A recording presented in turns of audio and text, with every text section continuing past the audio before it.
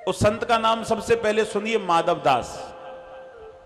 माधव दास बड़े विचित्र संत हुए।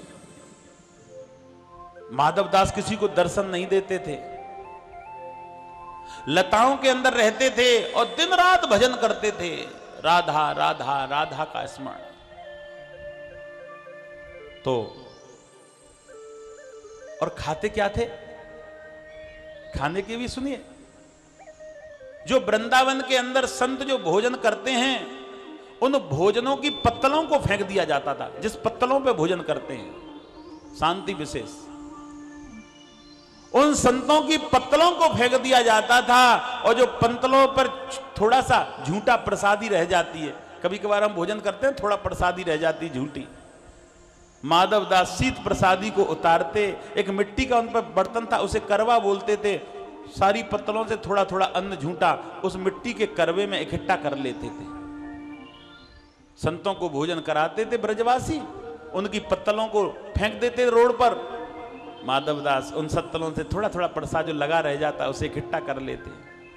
अचंभे की बात तो ये, उसी प्रसाद से ठाकुर जी का भोग भी लगा देते थे, उसे झूठे प्रसाद।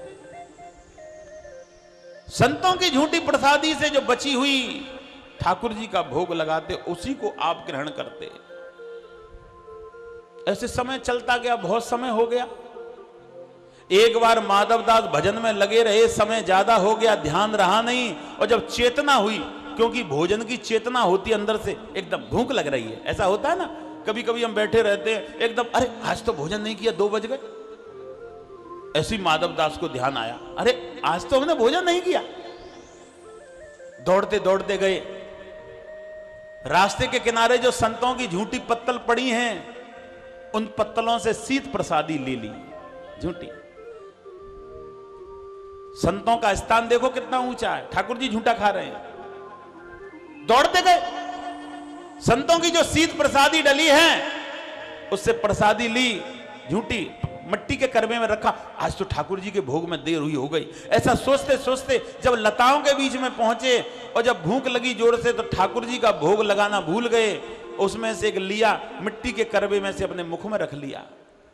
अच्छा, खा भी जाते तो कोई बात नहीं है, मुख में रखते ही उनको ध्यान आ गया, अरे मैंने ठाकुर जी का भोग नहीं लगाया, अब क्या करूं। मन में विचार आया कि इस भोजन को बाहर में धरती पर थूक दूं, मुंह शुद्ध करके दोबारा भोजन का भोग लगा के जब खाऊंगा। लेकिन मन से एक आवाज और आई कि अगर मैं इस भोजन को धरती पर मुंह से बाहर निकाल के फेंक दूंगा तो संतों का अपमान हो जाएगा, और संत का अपमान हो गया तो ठाकुर जी कभी दर्शन नहीं देगा। और मुंह में अंदर ले जाता हूं तो मैंने ठाकुर जी का भोग नहीं लगाया, क्या करूं। सुनने वाला कोई नहीं है, सुनाने वाला कोई नहीं है, पूछने वाला कोई नहीं है, बैठे बैठे रोते रहे। पेट में ले जाऊं तो ठाकुर जी का भोग नहीं लगाया, बाहर थूक दूं तो संतों का अपमान है, क्योंकि संतों की झूठी प्रसादी। रोते रोते पूरी रात हो गई, पूरा दिन हो गया, दूसरा दिन हो गया, दूसरी रात हो गई, मुख में रखे रखे भोजन रो रहे हैं, मैं क्या करूं, मैंने अभी ठाकुर जी का भोग नहीं लगाया, बाहर फेंक नहीं सकता। इधर में माधव दास रो रहे हैं, इधर में ठाकुर जी व्याकुल, मेरा माधव पागल हो गया है क्या, मेरे बिना खाता भी नहीं है, 2 दिन हो गए, 2 रात हो गई, भगवान तड़प रहे हैं, क्या करूं। जब भगवान का मन नहीं माना तो दूसरे दिन सुबह ही भगवान चल दिए।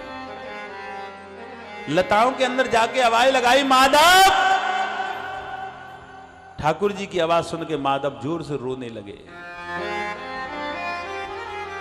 मुख में प्रसादी बोल नहीं सके, इशारे से कहने लगे, यहां आओ ठाकुर जी, मुख में भोजन है।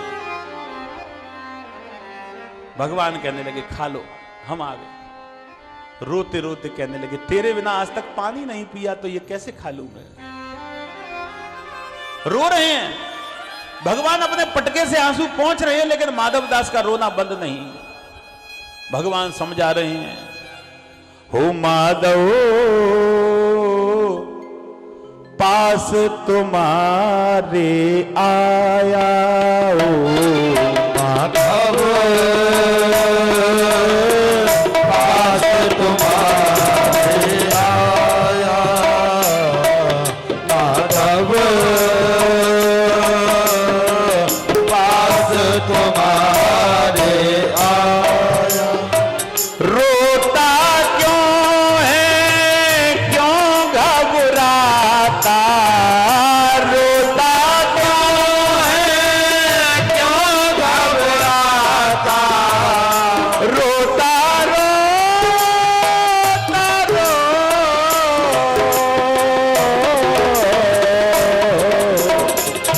रोता क्यों है, क्यों घबराता, रोता क्यों है, क्यों घबराता, तेरे पास में आया, तेरे पास में आया ओ माधव, पास तुम्हारे आया, माधव, पास तुम्हारे आया। हो मत रो माधव, मत रो माधव,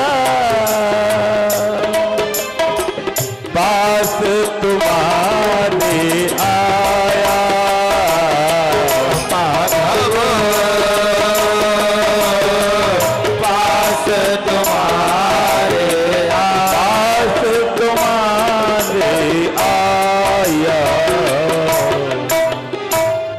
रो रहे हैं माधव, इतनी देर हो गई रोते रोते, भगवान पटके से रो, क्योंकि भगवान भक्त को रोता हुआ भी नहीं देख सकते। बड़ी कोमलमयी कथा। जब ज्यादा देर हुई, माधव मुख से भोजन नहीं निकाल रहे, भगवान ने अपनी हथेली आगे कर दी। बड़ी अचंभे वाली बात है। और 2 दिन से रखा हुआ भोजन मुख में, भगवान ने कि इसमें थोड़ा सा तू मुख से डाल दे, मैं खा लूंगा, फिर तुम खा लेना। माधव धरती पर लेट करके फूट फूट कर रोने लगे। 2 दिन से रखा मुख में भोजन, कहता है कि हथेली पे डाल, मुख से निकाल, मैं खा लूंगा, फिर तुम खा लेना। माधव चरणों से लिपट गए, खूब रोए। इतना रोए, भगवान ने हृदय से लगाया, रोना बंद नहीं। इशारे में बताने लगे प्राणांत हो जाएं, लेकिन तुझसे पहले नहीं खाऊंगा। भगवान ने जब हृदय से पकड़ करके माधव को जोर से, और जब हृदय से लगाया, तो हृदय से लगाते ही माधव के मुख से थोड़ा सा अन्न निकल करके भगवान के कंधे पर गिरा। भगवान ने उसको ग्रहण कर लिया। बोली वृंदावन बिहारी लाल की। भगवान प्रेम का पागल है।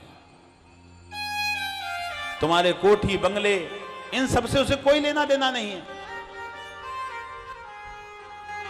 कोठी बंगला तो तुम्हारा बनाना कर्तव्य है। चूहा अपने लिए बिल बनाता है, चिड़िया अपने लिए घोंसला बनाती है, हर जीव, कीड़ा अपने लिए जमीन में घर बना लेता है। जब वो सब अपना घर बना सकते हैं तो तुमने बना लिया तो कौन सी बड़ी बात है।